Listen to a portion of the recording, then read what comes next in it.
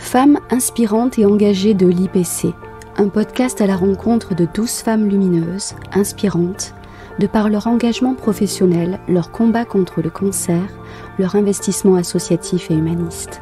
Elles sont artistes, patientes, aidantes, infirmières, chirurgiennes, médecins, cadres de santé ou administratives, mécènes, entrepreneurs ou encore présidentes d'associations. Elles ont toutes un point en commun, elles avancent vers un avenir qu'elles dessinent au jour le jour, sans renoncer à leurs rêves ou à leurs ambitions, en façonnant leur juste place avec passion, énergie et détermination. Ce podcast en 12 épisodes est une production de l'Institut Paoli-Calmettes, lancé en mars 2023 par moi-même, Valérie Rivier, directrice communication à l'IPC, à l'occasion de la signature de la charte parité femmes-hommes à l'hôpital.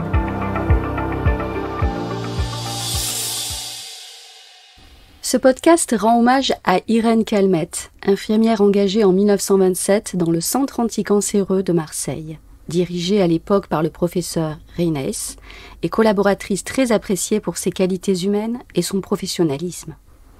Elle devient surveillante générale en 1950 aux côtés du professeur Jean Paoli, pionnier dans les traitements au radium. Elle participera activement aux traitements préconisés par ce dernier. Elle est notamment chargée de la gestion du stock de radium. Et pendant la Seconde Guerre mondiale, elle cachera ce radium dans la cave de son domicile pour le soustraire aux réquisitions de l'armée nazie. Les dangers de la radiothérapie sont encore mal connus à cette époque. Hélas, elle sera exposée à la radioactivité et décédera en 1967.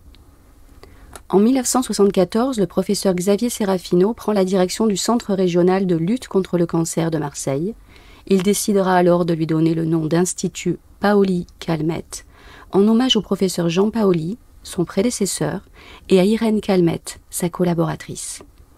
Médaillée de bronze de l'assistance publique, chevalier de la santé publique et croix de chevalier de l'Ordre national du mérite, Irène Calmettes est la première femme inspirante et engagée de l'IPC, et nous pouvons être fiers et reconnaissantes de marcher dans ses pas.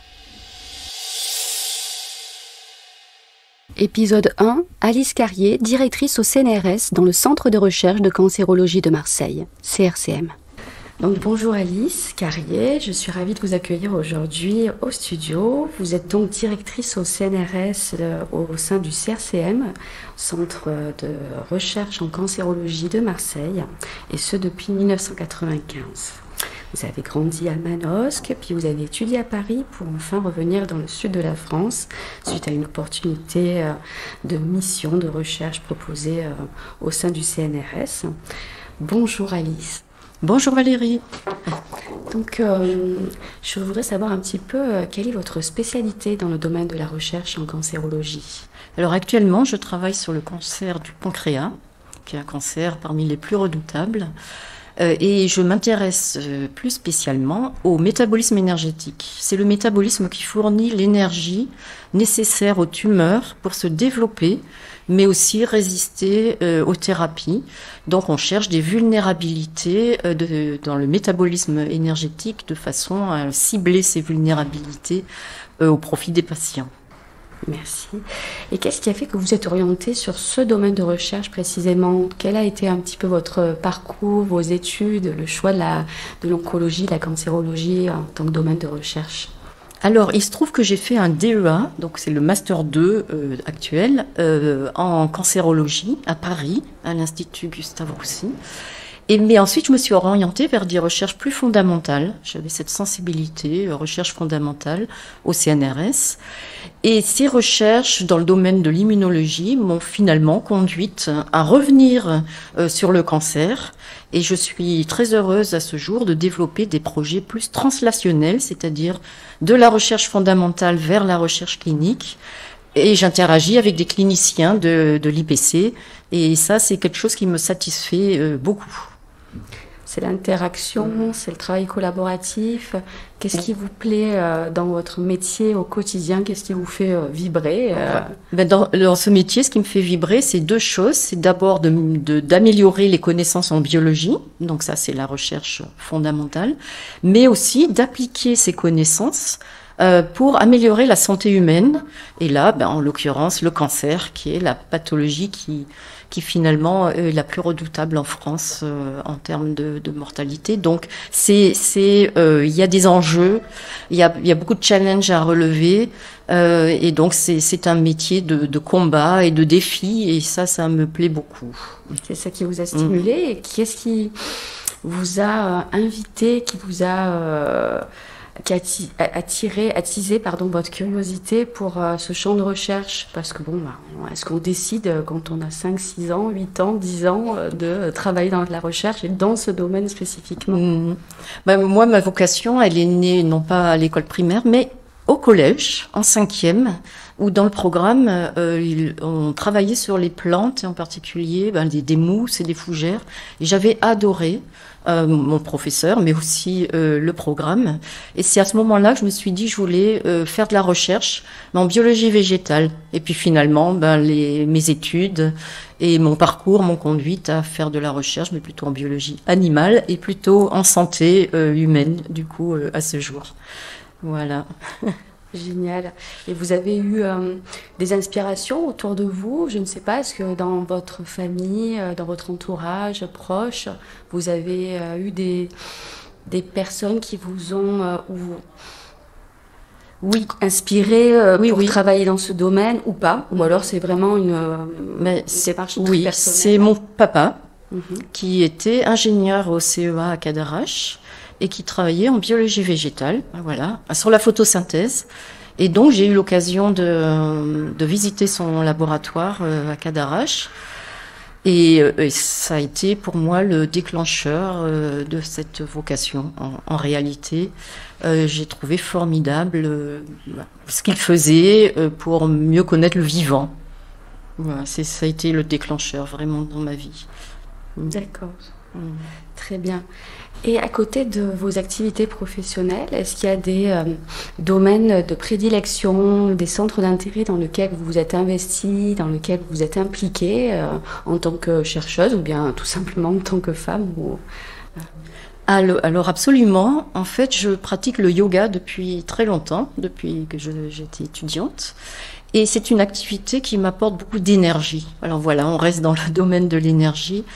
Et notamment quand mes enfants étaient petits, j'ai 3 enfants, et c'était mon moment à moi, en dehors du travail et de la maison, où je me rechargeais en énergie en pratiquant le yoga avec mon professeur. Et c'est une activité que je n'ai jamais quittée, et j'ai même fait une formation pour enseigner le yoga, pour transmettre moi-même.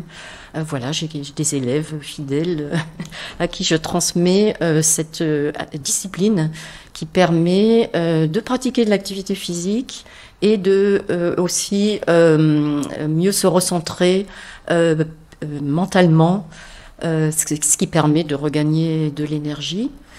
Et c'est pourquoi, à ce jour, je m'intéresse non seulement au métabolisme énergétique, mais aussi au métabolisme en général, en lien avec non seulement l'alimentation, mais aussi l'activité physique et les bienfaits que l'activité physique apporte à toute personne, à tous les niveaux, dans le corps et dans le mental, mais aussi aux patients. C'est important de développer ces approches, ces soins de support qui finalement doivent être intégrés dans le parcours du patient pour une meilleure efficacité des traitements conventionnels. Oui, ce sont des recherches que je développe à ce jour dans le cadre de mes recherches, avec des cliniciens. Avec les cliniciens de l'Institut Paoli Calmette. De l'Institut Paoli Calmette, notamment. Tout à Sur fait. quel domaine particulièrement? Plus particulièrement le domaine de l'activité physique et du métabolisme corporel. En quoi est-ce que le métabolisme du patient influence l'efficacité des thérapies, évite les rechutes, et on veut étudier ça au niveau particulièrement du système immunitaire antitumoral. Le lien, la corrélation entre un système immunitaire antitumoral plus efficace, en fonction du statut métabolique du patient, de l'activité physique qu'il pratique, de son alimentation, etc. Voilà. C'est très très riche. Oui. Et Si vous deviez transmettre un message à d'autres jeunes femmes qui voudraient suivre le même parcours et qui voudraient arriver à un poste de directrice de recherche, quels conseils vous leur prodigueriez? Oui, ce sont des conseils que je donne déjà maintenant quand j'interviens auprès du grand public. Et en particulier auprès des jeunes femmes qui ont tendance à se censurer vers les métiers scientifiques. Et je leur dis, mais tout est possible. Allez-y, si vous avez envie de vous diriger dans une voie, c'est possible. Tout le monde en est capable. Et il ne faut pas s'auto-censurer. D'accord.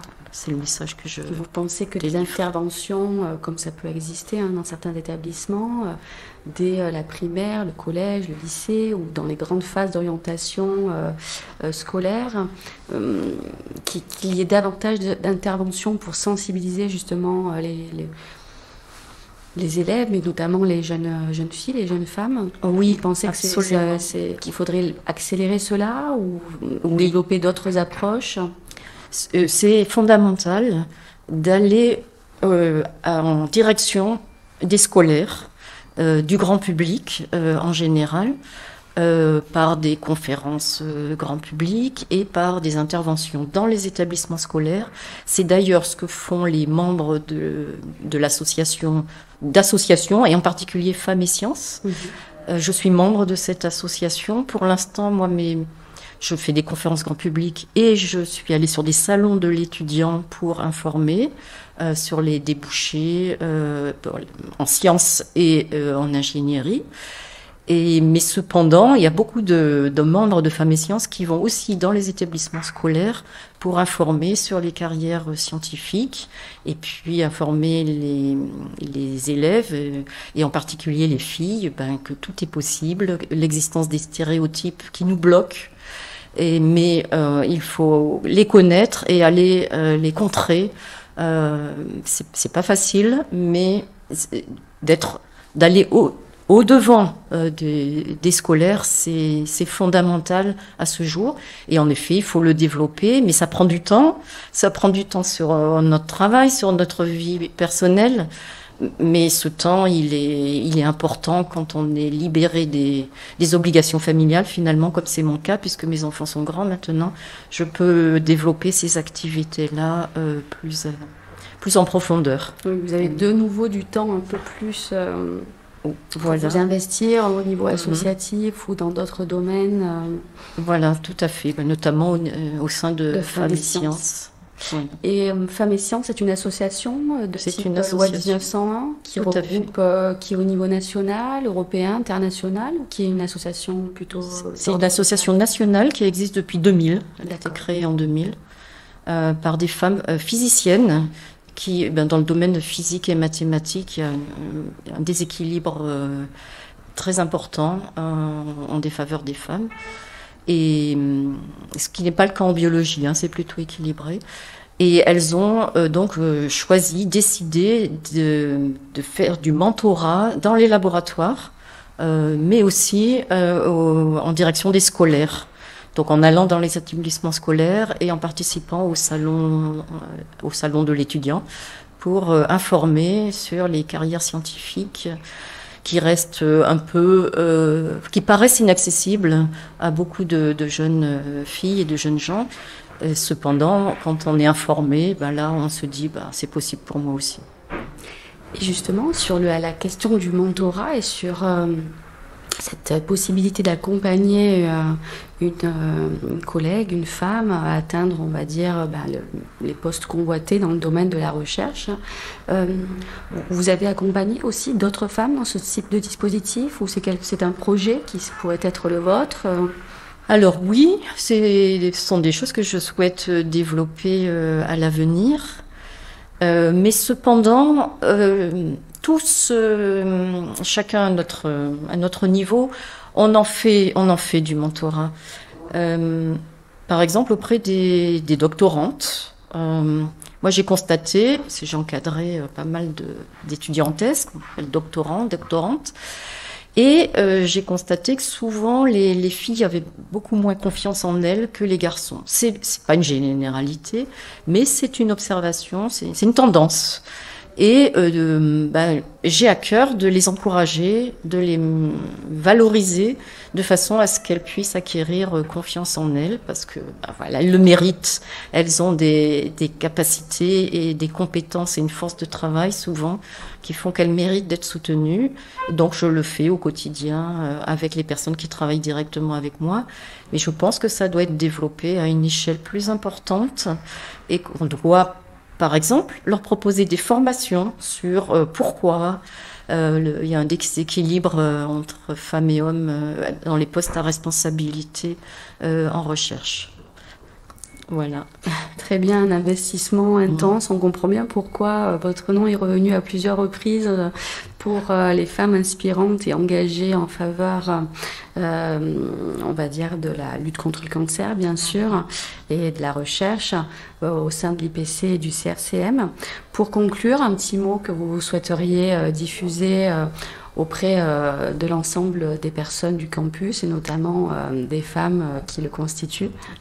Oui, ce petit mot, c'est certainement de communiquer entre nous pour bien voir les besoins des patients, qu'on connaisse les besoins des patients, qu'on connaisse les besoins des chercheurs, des médecins, des soignants en général, de façon à ce qu'on travaille tous ensemble de manière collective. Voilà, c'est ce message que peut-être que je retiendrai, travailler en collectivité, tous ensemble, main dans la main vers la guérison des patients.